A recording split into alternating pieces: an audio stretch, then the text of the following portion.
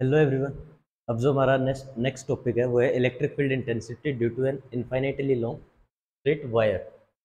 Electric field intensity due to infinitely long straight wire. ये जो question है ये हमारा प्रीवियस क्वेश्चन है, टीएमटी का भी, प्री मेडिकल टेस्ट, और हमारे पास एआई ट्रिपल ई का भी। 2010 के दोनों पीवाईक्यू हैं, टीएमटी में भी और एआई ट्रिपल ए में भी, एआई ट्रिपल ई में भी। आज जो हम इस क्वेश्चन को सोल्व करेंगे ये हमारे पास जस्ट फिर से रिपीट होगा, electric field intensity with the help of goes law. आज जो हम इसको सोल्व करेंगे without the help of goes law, हम गोज लॉ का यूज नहीं करेंगे और इलेक्ट्रिक फील्ड इंटेंसिटी कैलकुलेट करेंगे इनफाइनाइटली लॉन्ग स्ट्रेट वायर की हेल्प से।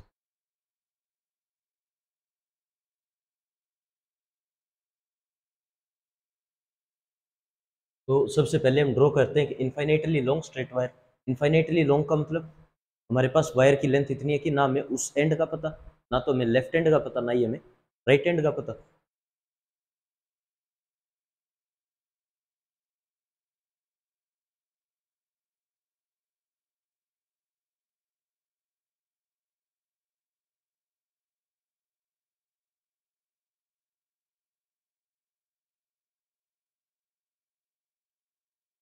हमारे पास ये कोई भी वायर है, यूनिफॉर्मली चार्ज्ड वायर।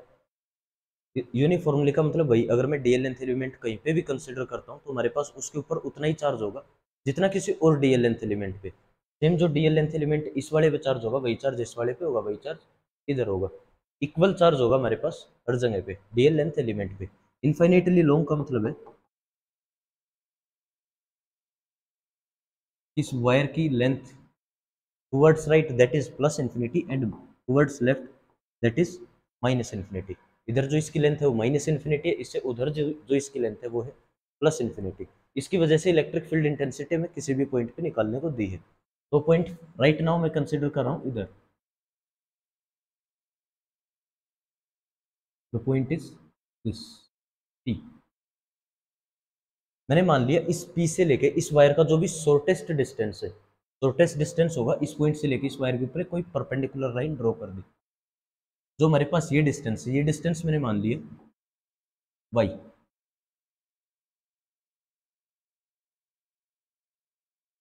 फिर हमारे पास वही काम है, हम एक डी एक्स लेंथ एलिमेंट जैसे रिंग के केस में किया था, कोई D L length element ring के ऊपर कंसिडर कर लिया, सेम नीचे होगा, सेम आगे पीछे हमारे पास ये अलग अलग डी एल लेंथ एलिमेंट थे।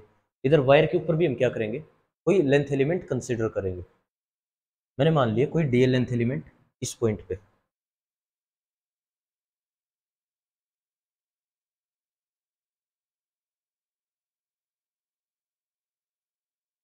इस लेंथ एलिमेंट की लेंथ ले ली मैंने डी एल, और मान लिया कि इस पॉइंट से लेके from the centre of the ring, centre of the wire, wire का सेंटर भी क्या है हमारे पास, जो भी शॉर्टेस्ट पॉइंट था ये, इस पॉइंट से लेके जो डीएल का डिस्टेंस है वो डिस्टेंस ले लिया मैंने एक्स।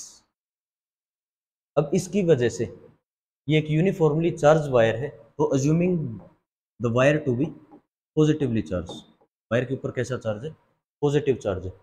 तो इसकी वजह से,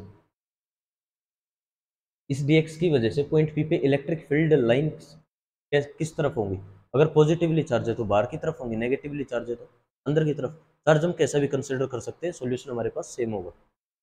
इसकी वजह से इलेक्ट्रिक फील्ड लाइंस इस पी पॉइंट पे डायरेक्शन होगी हमारे पास बाहर की तरफ। अगर ये डीएल लेंथ एलिमेंट है तो इसकी वजह से इलेक्ट्रिक फील्ड इंटेंसिटी भी क्या होगी, डी डी। अब जो चीज नोट करने की है, डीएल लेंथ एलिमेंट सेम हमारे पास इधर भी हो सकता था। मैं फिलहाल के लिए थीटा, या तो हम थीटा की वैल्यू ये ले सकते हैं या फिर ये ले सकते हैं, हमने कंसिडर कर ली है। इस थीटा ये वैल्यू लेने से हमारे पास इसको सोल्व करना इजी है। जिस पॉइंट पे निकालनी है हम थीटा मोस्टली प्रेफर करेंगे उसी पॉइंट पे ले लें। क्यों, ऑब्जर्वर हमेशा सोचता है कि मैं उसी पॉइंट पे हूँ जहाँ पे हमें कैलकुलेट करना है। अगर इधर कैलकुलेट करनी है तो ऑब्जर्वर इधर बैठ के ही फोर्स फील करेगा। इलेक्ट्रिक फील्ड निकालने के लिए हमने टेस्ट चार्ज के ऊपर फोर्स फील कराई थी, तो हम अज्यूम करेंगे कि टेस्ट चार्ज इधर ही है, वो फोर्स फील करेगा। तो इधर से बैठ के हम वायर को देख रहे हैं, तो हमारे पास ये एंगल कितना है, थीटा। अब जो भी रिजल्ट हम ट्राई करेंगे कि ये रिजल्ट किसकी टर्म में आए, थीटा की टर्म में आए। डी ई की डायरेक्शन ये होगी सेम, अगर डी एल लेंथ एलिमेंट कोई इधर होगा तो उसकी वजह से इलेक्ट्रिक फील्ड की डायरेक्शन ये होगी। Right now I am not drawing the D L, वरना हमारे पास डायग्राम में बहुत सारी चीज हो जाएंगी, कॉम्प्लिकेशन होगा। वैसे समझाने के लिए डी की डायरेक्शन नहीं होगी, कोई डीएल लेंथ एलिमेंट इधर भी होगा जिसकी वजह से इलेक्ट्रिक फील्ड की डायरेक्शन ये होगी। सेम अगर ये एंगल थीटा है,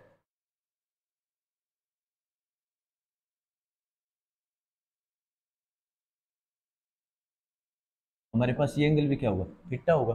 डी के दो कंपोनेंट रिजोल्व होंगे, डीई कोस थीटा और डीई साइन थीटा, जैसा हमने पीछे वाले में किया था। अब की बार कंपोनेंट की डायरेक्शन क्या होगी, फर्स्ट कंपोनेंट ये, सेकंड कंपोनेंट ये वाला होगा हमारे पास डीई कोस थीटा, ये वाला होगा हमारे पास डीई साइन थीटा। सेम ये अगर डीई है तो डीई कोस थीटा इस डायरेक्शन में होगा डीई साइन थीटा। हमारे पास जितने भी साइन कंपोनेंट है दोबारा फिर से क्या करेंगे, कैंसिल आउट। जो भी नेट रिजल्ट होगा वो हमारा रिमेनिंग होगा किसका, कोस कंपोनेंट का। जो नेट इलेक्ट्रिक फील्ड होगी डीई, जो नेट इलेक्ट्रिक फील्ड ई होगी वो हमारा रिजल्टेंट होगी सिर्फ और सिर्फ किसका, कोस कंपोनेंट्स का। साइन कंपोनेंट होंगे वे एक दूसरे को हमेशा क्या कर देंगे, कैंसिल आउट कर देंगे। पीछे वाले केस में जो रिंग का केस था उधर भी हमारे पास क्या था, साइन कंपोनेंट थे एक दूसरे को कैंसिल आउट कर रहे थे।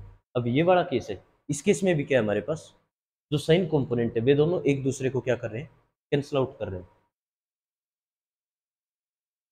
अब अगर इधर साइन कंपोनेंट कैंसिल आउट कर रहे हैं तो हमारे पास नेट इलेक्ट्रिक फील्ड जो डीई है, नेट इलेक्ट्रिक फील्ड इसका integration that is equal to ई।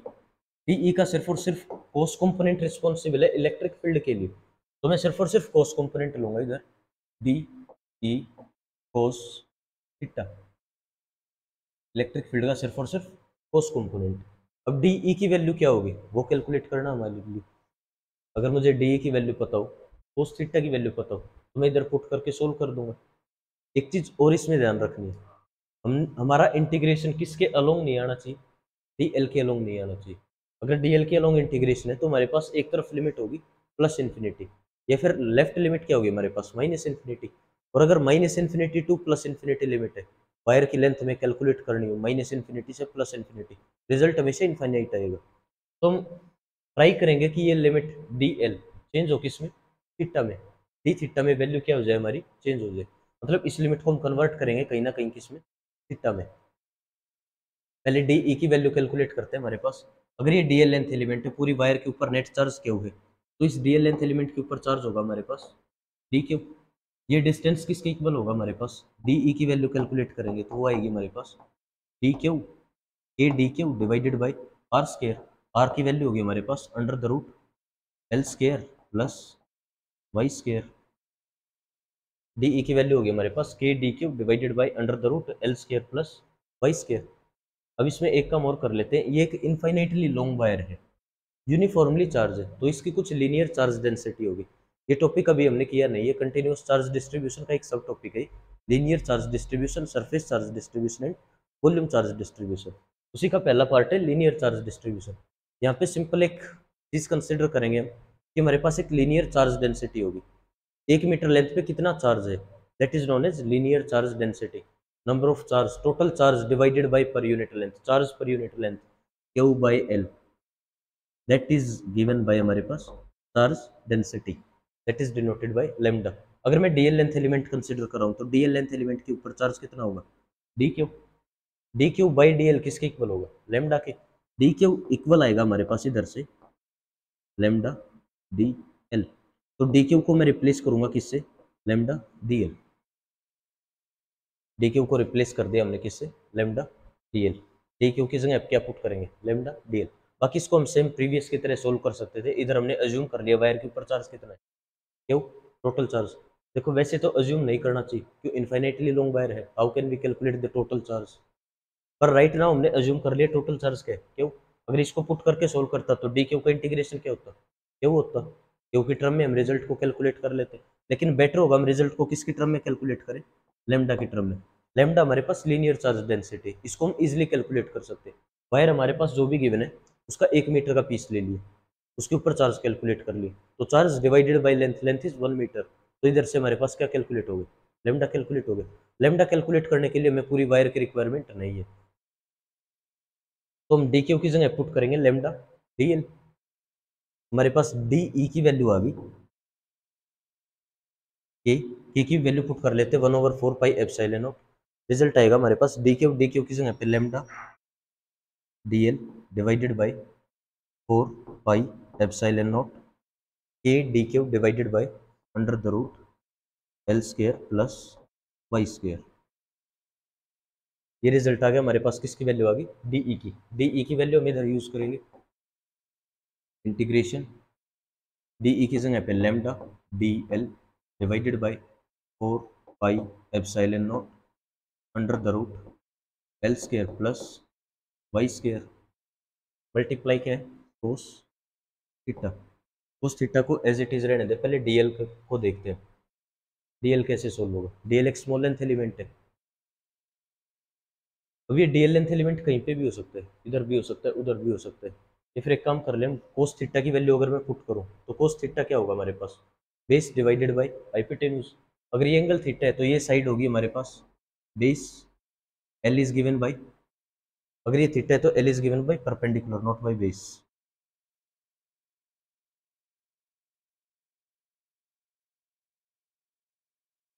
ये साइड होगी परपेंडिकुलर, ये साइड होगी बेस, ये साइड होगी हमारे पास हाइपोटेन्यूज। तो कोस थीटा की वैल्यू होगी हमारे पास base by hypotenuse, Y divided by under the root L square plus Y square.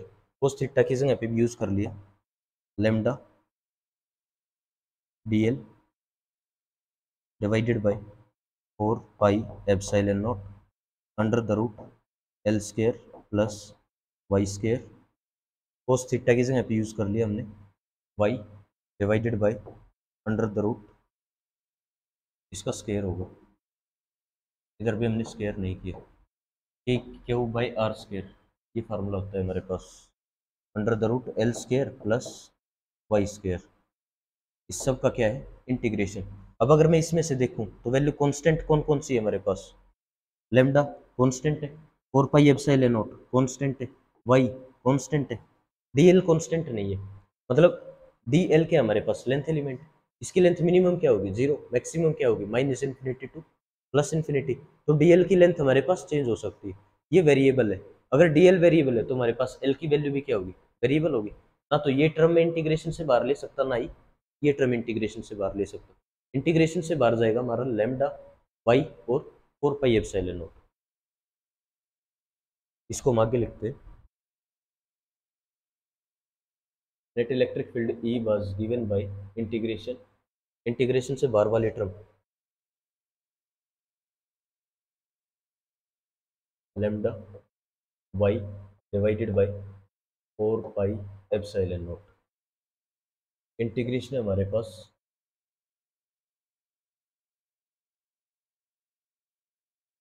Lambda Y divided by 4 pi epsilon naught, नीचे ऊपर बच गया DL divided by root L square plus Y square, इसका whole square और root L square plus Y square.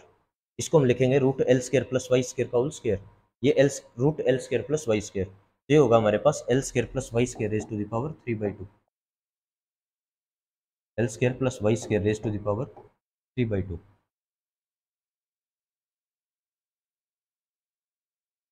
अंदर बच गया हमारे पास D L divided by under the root, sorry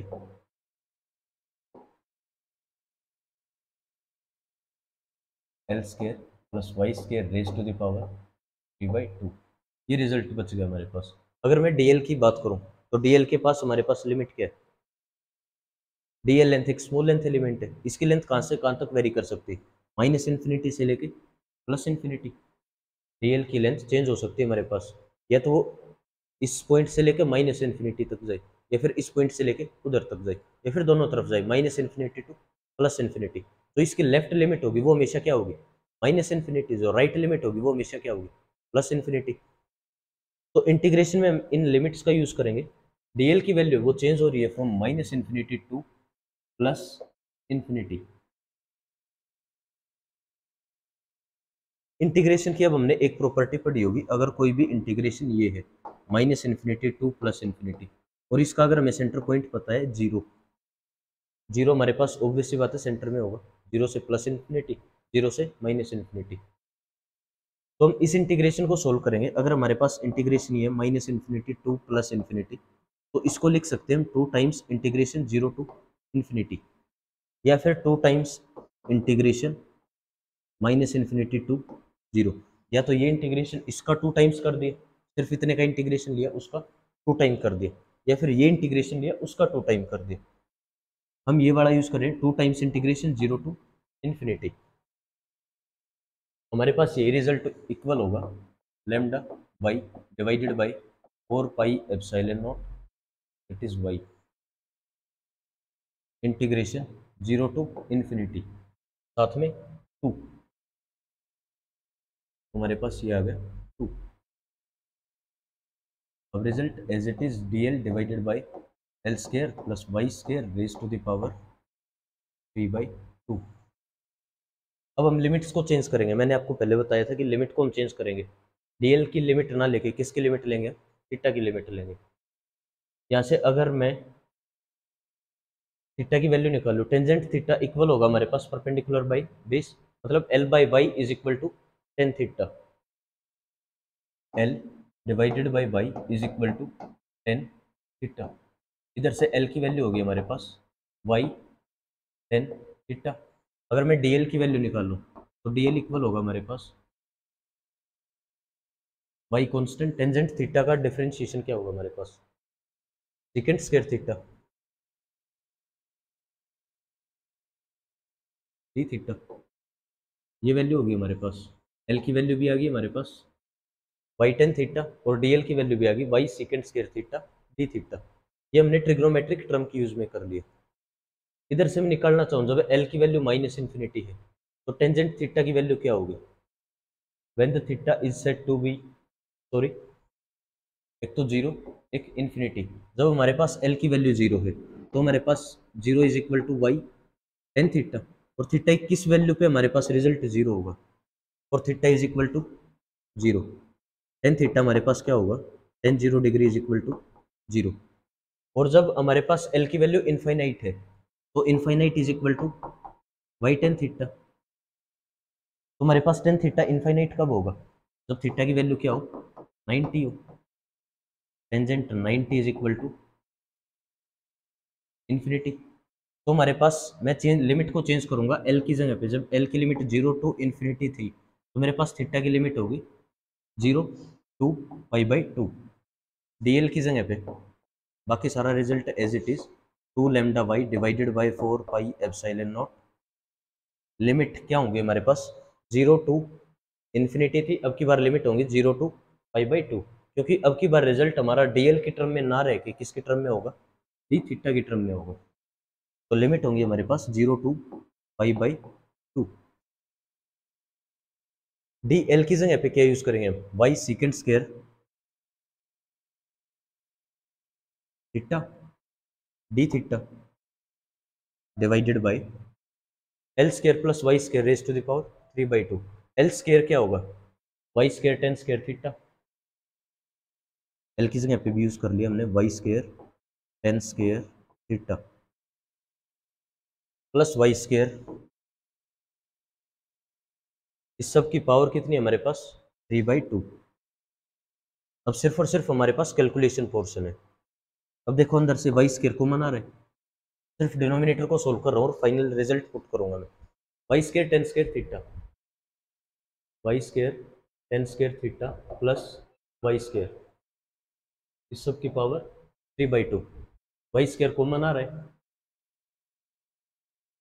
अंदर बचेगा one plus tan square theta, इस सब की होल पावर कितनी है हमारे पास, 3/2। One plus tangent square theta equal होगा हमारे पास सीकेंड स्क्वायर थीटा के, तो ये इक्वल होगा Y square second square theta whole raise to the power 3/2। तो लिख सकता हूँ मैं वाई सीकेंड थीटा इसका होल स्क्वायर, इस सब की पावर 3/2।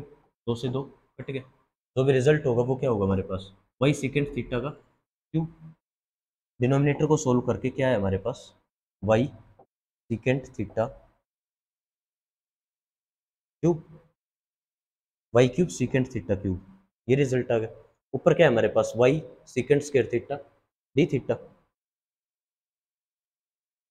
तो इस रिजल्ट को सोल्व करने के बाद हमारे पास जो भी वैल्यू मिलेगी वो होगी ई इज इक्वल टू, ये थोड़ा न्यूमेरिकली कैलकुलेशन वाला पोर्शन है, 2 lambda Y divided by 4 pi epsilon not it is Y, integration है 0 to pi by 2।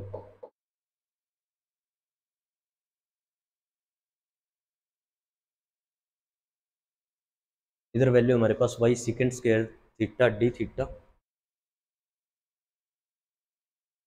Y second square theta D theta whole divided by Y cube second theta cube.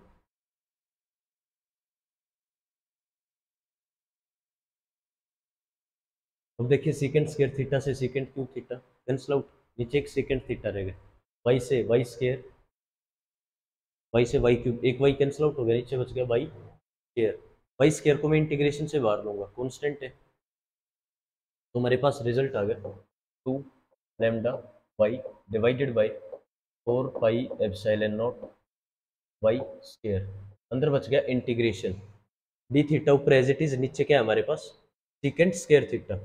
Secant square theta का integration क्या, secant theta not square theta, ऊपर secant square था, नीचे secant cube था, अकेला secant theta है, secant theta 1 by secant theta equal होगा हमारे पास कोस थीटा के। तो हमारा इंटीग्रेशन बच गया किसके नो, cos theta limit 0 to pi by 2 D theta.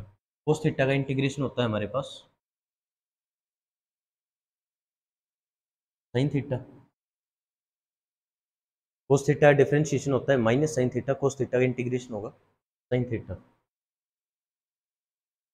हाँ, कोस थीटा का इंटीग्रेशन क्या होगा हमारे पास साइन थीटा, लिमिट हमारे पास वही 0 से लेके पाई बाई 2, थीटा की जगह पे एक बार पाई बाई 2 पुट करेंगे, sine 90 minus lower limit sine 0, sine 0 is 0, sine pi by 2 is 1, 1 minus 0 क्या बच गया 1। इस इंटीग्रेशन को इस लिमिट के लिए सोल्व करेंगे तो रिजल्ट क्या होगा 1। जो भी रिजल्ट बच गया हमारे पास इलेक्ट्रिक फील्ड का, इसकी जगह पे क्या आ गया हमारे पास 1 आ गया, रिजल्ट आ गया हमारे पास 2 lambda Y divided by 4 pi epsilon not Y square, 4 pi epsilon not Y square, Y से स्क्वायर कैंसिल आउट, 2 से 4 कैंसिल आउट, ई की वैल्यू आ गई हमारे पास lambda by 2 pi epsilon not Y, ये हमारे पास नेट इलेक्ट्रिक फील्ड होगी। अब ये जो भी इलेक्ट्रिक फील्ड है किसकी टर्म में, लैम्डा की टर्म में, क्यू की टर्म में निकालनी होती तो वो इससे बहुत ईजिली हो जाता, लेकिन क्यों हम इन्फिनिटली लॉन्ग वायर के लिए कैलकुलेट करना इतना ईजी नहीं है। हो गया हमारे पास लेमडा इजी है कैलकुलेट करना, वाई भी इजी है कैलकुलेट करना, Y is the distance between, Y हमारे पास डिस्टेंस है वायर से लेके इस पॉइंट का, और हमारे पास लेमडा, लेमडा हम कैसे भी कैलकुलेट कर लेंगे, इस वायर का 1 मीटर का पीस लिया उसके ऊपर चार्ज कैलकुलेट किया, charge divided by length that is equal to lambda. तो हमारे पास ये सॉल्यूशन था electric field intensity due to an infinitely long charged wire.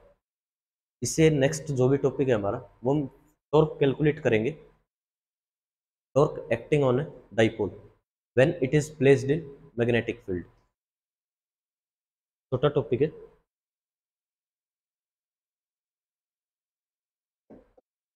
Next topic है हमारा टॉर्क। टॉर्क एक्चुअल में क्या होता है, टॉर्क हमारे पास बोलते हैं हम rotating effect of force, force की वजह से अगर कोई भी चीज रोटेट हो रही है तो हम क्या बोलेंगे कि जो भी चीज रोटेट हो रही है उसके ऊपर क्या एक्ट कर रहा है, टॉर्क एक्ट कर रहा है। इस पेन को ले रहा हूं मैं, ये पेन रोटेट करा दिए, इस टाइप से रोटेट करा दिए, तो मैंने इसके ऊपर वाले पोर्शन पे फोर्स लगाई इस साइड में, इसको अपनी तरफ खींचा, नीचे वाले पोर्शन को उस साइड खींचा, तो इसकी वजह से पेन रोटेट हो गया। तो रोटेशन जिस भी चीज में आती है तो उधर क्या एक्ट करेगा हमारे पास टॉर्क, टॉर्क हमारे पास रोटेटिंग इफेक्ट है फोर्स का, फोर्स की वजह से अगर रोटेशन आई है तो उस इफेक्ट को हम क्या बोल रहे हैं, टॉर्क बोल रहे हैं। अब टॉर्क कैलकुलेट करनी है हमें, torque acting on an electric dipole, electric dipole आप सबको पता है, इलेक्ट्रिक डाइपोल क्या होगा, it is a combination of two equal and opposite charges. Equal का मतलब अगर उसके ऊपर क्यू चार्ज है तो इसके ऊपर भी क्यू होगा, अपोजिट का मतलब इसके ऊपर माइनस क्यू है तो इसके ऊपर प्लस क्यू होगा, separated by some distance, combination of two equal and opposite charges separated by some distance. अब हम एक डाइपोल कंसीडर करेंगे, उसको किधर पुट करेंगे, इलेक्ट्रिक फील्ड में, torque on an dipole in uniform electric field. तो सबसे पहले मेरा काम, मैंने एक यूनिफॉर्म इलेक्ट्रिक फील्ड कंसीडर की।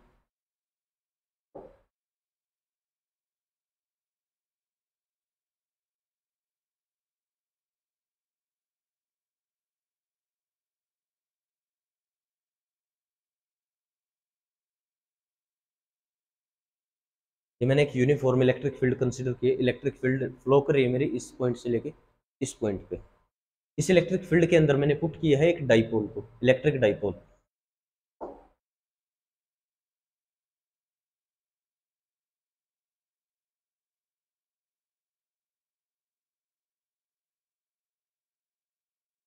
मान लिया डाइपोल के इस पॉइंट पे चार्ज है प्लस क्यू और इस पॉइंट पे चार्ज है माइनस क्यू। ये डाइपोल का सेंटर है। डाइपोल के सेंटर से लेके जो भी डिस्टेंस है हमारा, वो ये डिस्टेंस कितना है, 2a। हमें क्या कैलकुलेट करनी है, टॉर्क। टॉर्क निकालने का 11th क्लास में हमने एक फार्मूला पढ़ा है। टॉर्क क्या होती है हमारे पास, force multiply perpendicular distance. Force multiply perpendicular distance. Perpendicular distance important है। हम मोस्टली ये गलती करते हैं कि डिस्टेंस को परपेंडिकुलरली नहीं लिए। Torque is equal to R cross F. ये हमारे पास जो भी होता है आर परपेंडिकुलर।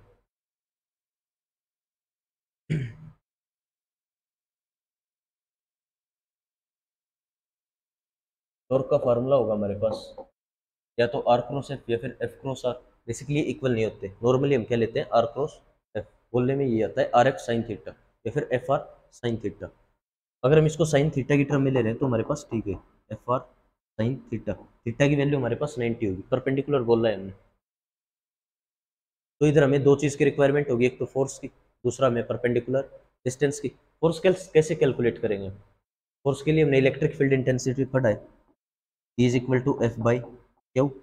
इधर से एफ की वैल्यू क्या होगी, क्यू ई। अगर मैं इसके ऊपर फोर्स निकालूं तो हमारे पास ये होगी, इसके ऊपर निकालूं तो फोर्स ये होगी। फोर्स की डायरेक्शन अपोजिट है, रीजन चार्ज अपोजिट है। एक के ऊपर चार्ज पॉजिटिव है, एक के ऊपर चार्ज नेगेटिव। तो पॉजिटिव के ऊपर फोर्स लगेगी वो उधर की तरफ होगी, नेगेटिव के ऊपर लगेगी वो इधर की तरफ होगी। सेम यही बड़ा केस, इसके ऊपर फोर्स उधर की तरफ है, इसके ऊपर इधर की तरफ है। हम ज्यूम कर लेते हैं इधर पॉजिटिव चार्ज है, इधर नेगेटिव चार्ज है। अगर फोर्स इस टाइप से है तो ये रोटेट होके इस टाइप से होगा। इधर जो भी फोर्स होगी वो इक्वल होगी हमारे पास प्लस क्यू ई के। इधर जो भी फोर्स होगी वो इक्वल होगी हमारे पास माइनस क्यू वी के। फोर्स की वैल्यू तो आ गई हमारे पास, किसी भी चार्ज पे निकाल रहे हैं वो या तो प्लस होगी या फिर माइनस होगी। इक्वल किसके होगी, क्यू ई के। बात रहती है हमारे पास परपेंडिकुलर डिस्टेंस की। परपेंडिकुलर डिस्टेंस होगा इस पॉइंट से एक डॉटेड लाइन ड्रॉ करेंगे, और जो भी ये वाला डिस्टेंस है, कौन सा डिस्टेंस, अगर ये एंगल मैंने थीटा मानना है, if assuming this angle to be theta, तो हमारे पास परपेंडिकुलर डिस्टेंस ये होगा। परपेंडिकुलर डिस्टेंस किसके इक्वल होगा, अगर ये 2a है तो बेसिकली या तो हम कंपोनेंट रिजोल्व करा दे 2a cos theta 2a sin theta, या फिर हम बेसिकली ट्रायंगल का यूज करें। ये साइड है 2a, ये साइड है हमारे पास थीटा, तो हमारे पास ये साइड होगी 2a cos थीटा, ये साइड होगी 2a sin थीटा। कैलकुलेट कर लेना एक बार sin थीटा की वैल्यू। इधर से हमारे पास ये साइड कितनी आएगी, 2a sin theta. Perpendicular distance कितना आ गया हमारे पास, 2a sin थीटा। हम आर परपेंडिकुलर की वैल्यू का यूज करेंगे, एफ का यूज करेंगे। इसमें यूज करेंगे तो हमारे पास टॉर्क कैसी आएगी, वेट अ सेकंड।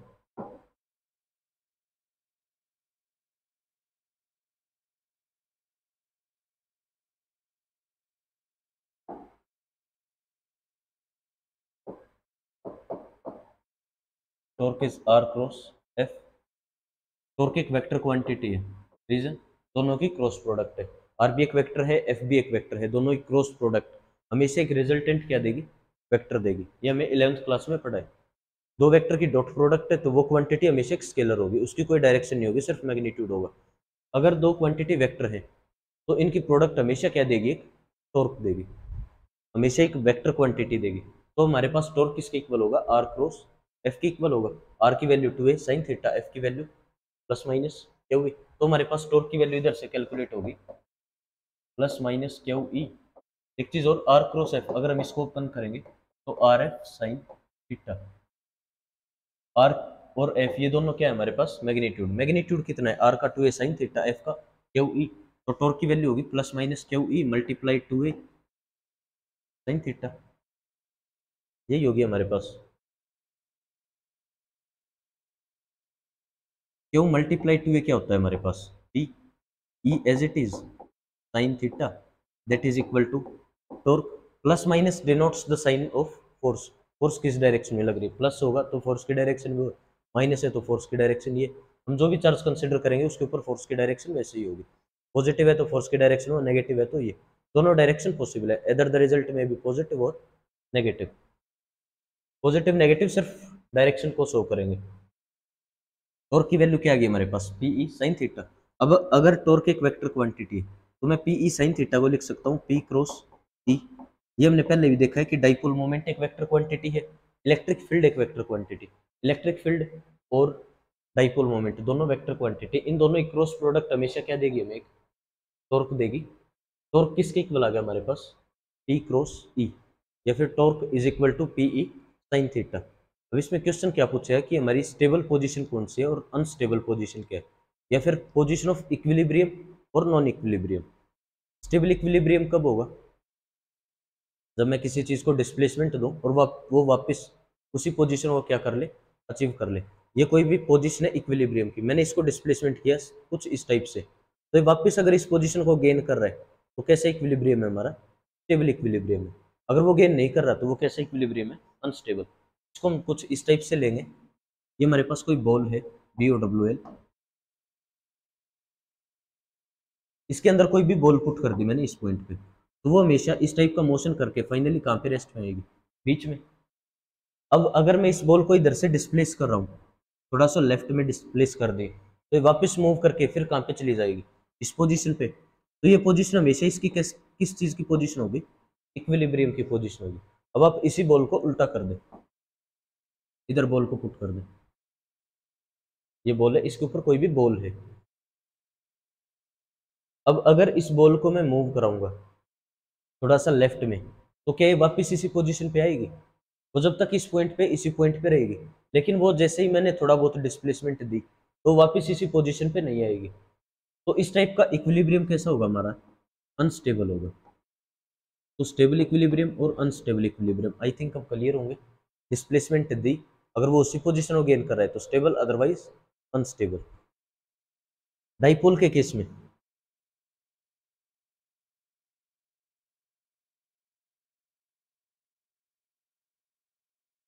डाइपोल के केस में क्या था, ये चार्ज है, इसके ऊपर फोर्स की डायरेक्शन ये है, ये दूसरा चार्ज है, इसके ऊपर फोर्स की डायरेक्शन ये है। अगर मैं इन दोनों को फ्री छोड़ दूं तो ये किस टाइप की पोजीशन में आके रेस्ट में होंगे। ये वाला एंगल कितना था हमारे पास, थीटा। थीटा कहीं पे भी कैलकुलेट कर ले हमारे पास क्या होगा, सेम होगा। अगर मैं इन दोनों फ्री छोड़ दूं तो इस फोर्स की वजह से ये जो डाइपोल है रोटेट होके इस फॉर्म में आएगा, और यही पोजीशन इसकी क्या होगी, स्टेबल इक्विलिब्रियम की। इस चार्ज के ऊपर फोर्स की डायरेक्शन वो है, इस चार्ज के ऊपर फोर्स की डायरेक्शन ये है। ये है माइनस क्या हुई, ये है प्लस क्या हुआ। इस कंडीशन में जो हमारा थीटा है वो घट के कितना होगा, what is the value of theta in this case. Theta की वैल्यू डिक्रीज होके कितनी होगी, 0 डिग्री। अब एक काम करो, इस डाइपोल को रोटेट करा दो उल्टा, मतलब ये इस टाइप की पोजीशन में है, ये पॉजिटिव है फोर्स की डायरेक्शन, ये नेगेटिव फोर्स की डायरेक्शन है, तो रोटेट करा के इस पोजीशन में लिया है। प्लस की हुई, इसके ऊपर फोर्स की डायरेक्शन है, इसके ऊपर फोर्स की डायरेक्शन ये है। ये जब तक इसी पोजीशन में रहेगा, where the theta is equal to 180 degree. Zero का मतलब ये इस फॉर्म में रोटेट हो गए और रेस्ट में आ गए, 180 का मतलब इसको रोटेट करा के ऐसे ले आए। जो पॉजिटिव चार्ज पहले राइट में था अब वो किधर आ गया, लेफ्ट में आ गया। थीटा की वैल्यू 180, एक थीटा की वैल्यू 0। तो for theta is equal to 0 हमारे पास जो भी इक्विलिब्रियम होगा वो कैसा होगा, स्टेबल इक्विलिब्रियम होगा। And for theta is equal to 180 हमारे पास जो भी इक्विलिब्रियम होगा वो कैसा होगा, अनस्टेबल होगा।